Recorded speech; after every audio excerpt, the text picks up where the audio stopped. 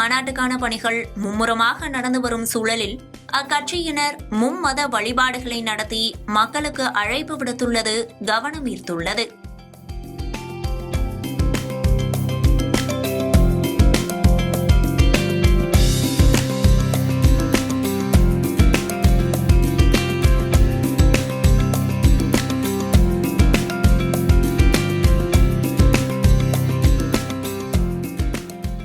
தமிழக வெற்றி கழகத்தின் 2வது மாநில மாநாடு மதுரை தூத்துக்குடி தேசிய நெடுஞ்சாலையில் உள்ள பாரவத்தி கிராமத்திற்கு உட்பட்ட பகுதியில் வரும் 21ஆம் தேதி நடைபெற உள்ளது. இதற்காக 500க்கும் மேற்பட்ட ஏக்கர் நிலப்பரப்பில் திடல் சீரமைக்கப்பட்டுள்ள நிலையில் மாநாடு நடைபெறும் தேதியை எதிர்நோக்கி அதற்கான முன்னேற்பாடுகளை தவேகாவினர் முழு வீச்சில் செய்து வருகின்றனர். மாநாட்டு திடலில் மேடை அமைக்கப்பட்டு கொடிக்கம்பங்கள் நடப்பட்டதுடன் குடிநீர், கழிப்பறை வசதிகள் ஏற்படுத்தப்பட்டுள்ளன.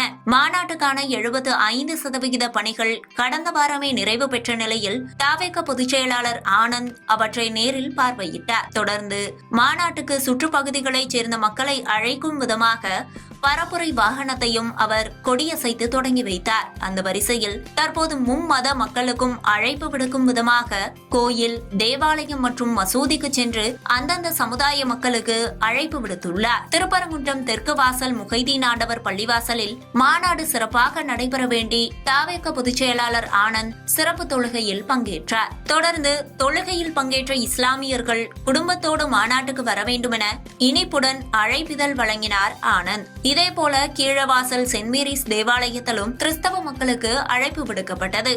இந்நிலையில் வளையங்கள் கருப்பசாமி கோயிலில் கெடாய் வெட்டி பொதுமக்களுக்கு விருந்து வைத்து அழைப்பு விடுத்துள்ளனர் தவேகாவினர். மதுரை விமான நிலையம் முன்பாக அமைந்துள்ள மலையாண்டி கருப்பசாமி கோயிலில் கெடாய் வெட்டி சிறப்பு வழிபாடு செய்யப்பட்டது. தொடர்ந்து பொதுமக்களுக்கு அன்னதானமும் வழங்கப்பட்டது.